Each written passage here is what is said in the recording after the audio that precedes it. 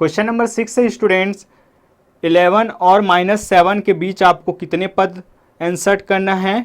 5 पद आपको डालने हैं और समांतर श्रेणी बनाने हैं। तो चलिए, बहुत आसान क्वेश्चन, आपने क्वेश्चन नंबर 5 को बहुत ही ध्यानपूर्वक समझा होगा, तो इसको बनाने में कोई दिक्कत नहीं होने वाली है। सबसे पहले आपको नंबर्स के बारे में पता होना चाहिए, वो है 11 और -7। कितने पद इसमें इंसर्ट करना है, कितने पद निवेश करना है? 5 पद निवेश करना है। तब आप लिखेंगे कि माना कि वे कौन कौन से होंगे, A1 A2 A3, A1 A2 A3। और जैसे ही आप इसको इंसर्ट करते हैं तो आपको एक समांतर श्रेणी मिलता है कि अतः समांतर श्रेणी क्या हो जाएगा, वो हो जाएगा 11 और -7 के बीच। तो वो हो जाएगा 11 A1 A2 A3 A4 A5 और -7। आपको पता है, मैं फिर से रिपीट कर दूं, ऊपर के जो स्टेप है वो आप लिखने वाले हैं। कैसे लिखना है हमने देखा है क्वेश्चन नंबर 5 में। अब ये रहा हमारा समांतर श्रेणी, A1 A2 A3 का मान हमें ज्ञात करना है। तो हम क्या करते हैं, यहाँ के प्रथम पद को लिखते हैं। यहाँ प्रथम पद क्या है, A बराबर है 11। पदों की संख्या कितनी?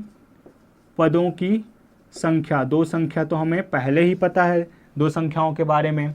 5 हमने एक्स्ट्रा डाले तो क्या हो जाएगा, 5 प्लस n का वैल्यू 5 + 2 मीन्स 7, 5 + 2 मीन्स 7। इस तरीके से अतः अंतिम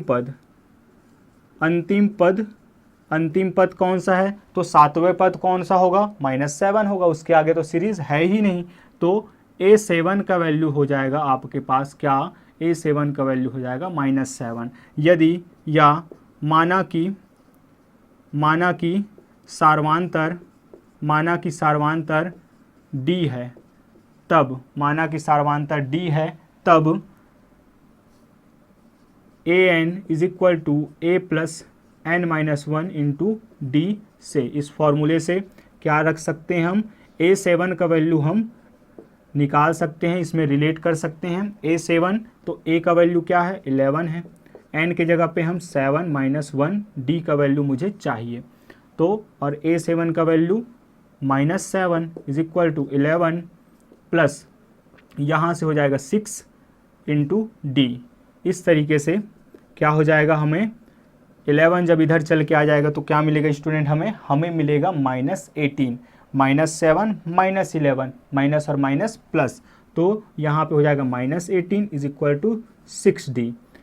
यहाँ से D का वैल्यू आ जाएगा आपके पास, D का वैल्यू आ जाएगा -18 / 6 मीन्स D का वैल्यू हो जाएगा -3।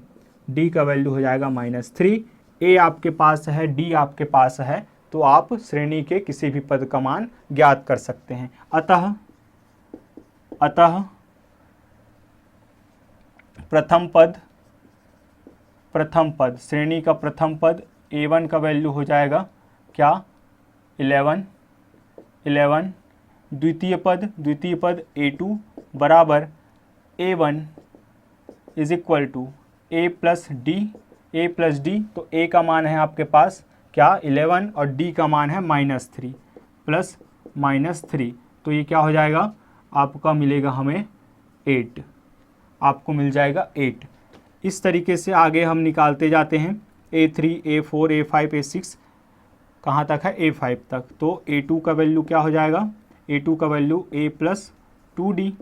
यहाँ से a + 2D हो जाएगा, तो A का वैल्यू है 11 + 2 × -3, तो ये हो जाएगा 5। A3 का वैल्यू है आपके पास a + 3D = 11 + 9, 11 प्लस क्या हो जाएगा यहाँ पे, हाँ 9 - 9 = क्या हो जाएगा 2। A4 का वैल्यू हो जाएगा a + 4D = A का वैल्यू 11 और 11 + 4 × -3, तो ये हो जाएगा -12। इस तरीके से प्लस और माइनस होता है माइनस, तो 12 में से हम जब 11 माइनस करेंगे तो क्या आ जाएगा 1। चूँकि 12 के साथ माइनस साइन, 12 बड़ा होता है, तो यहाँ पे आ जाएगा -1। A5 का वैल्यू A5 का वैल्यू हो जाएगा A plus 5D is equal to 11 plus 5 into 3 हो जाएगा -15। तो यहाँ पे बच जाएगा आपका -4। सभी वैल्यूज़ हमारे पास हैं। अतः अभिष्ट श्रेणी क्या हो जाएगा?